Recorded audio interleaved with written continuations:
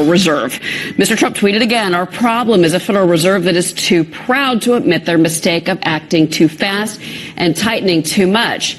And that I was right. They must cut rates bigger and faster and stop their ridiculous quantitative tightening now. Yield curve is at a too wide of a margin and no inflation. Let's bring in Rebecca Walser, Walser Wealth Management CEO. And Rebecca, I need to start with a couple of facts here about the president's tweet. First off, the Fed last month announced that they are going to be ending and have ended the quantitative tightening. So the president is actually wrong on that. We should also add here that the 2-year and the 10-year note is at its narrowest we've seen since April of 2007. So this goes into the politics of the trade war and some of the misrepresentations that are happening right now. Yeah, Cheryl, I totally agree with you. I mean, you know, the president wants, you know, a accommodative monetary policy like he believes Barack Obama got. And his economy has been so good that the Fed hasn't needed to do that. And so he's been pushing them because he's seen, obviously, he wants to escalate the trade war. He wants to make China an issue. He wants to get a fair, what he believes is a much better, fair deal for America. And in order to get that, he needs a more accommodative monetary policy when the world is reacting and slowing down as a result.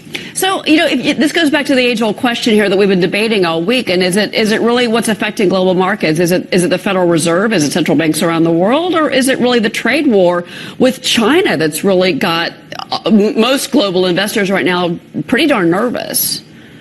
Right. You know, it's the cart before the horse or vice versa. You know, they're both so interconnected and related. I mean, this is the first president who's had the gumption really to take on China and what he believes are completely unfair trade practices, being treated, you know, one way as a third world country, yet really being the you know, surpassing us in some cases as far as the total economy and gross national product that they produce. Well, so, and China's economy is slowing down. And to your point here, their economy is slowing down. We've seen their GDP taking a little bit of a haircut this year, and also this import-export data.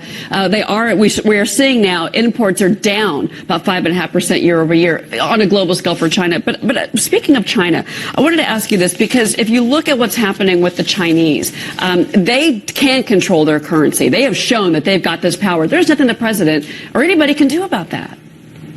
Yeah, I mean, being a currency manipulator is a very you know, specific label that comes with a lot of repercussions. And again, this is the administration that has the gumption to label them as such. You know, with Steve Mnuchin calling them that. So yeah, absolutely, Cheryl. This is another thing that China has that the United States needs to look at and actually call out. I mean, let's call it out. Yeah. Well, Rebecca, we've got some earnings coming out. We already had Lyft. We're going to get Uber. So maybe things can change. I'm trying to be hopeful here as we talk about our markets. Rebecca, thank you very much. Free markets. Appreciate it. Yes, thank you, Cheryl. There you go. Free markets. I love it. Thanks, Rebecca.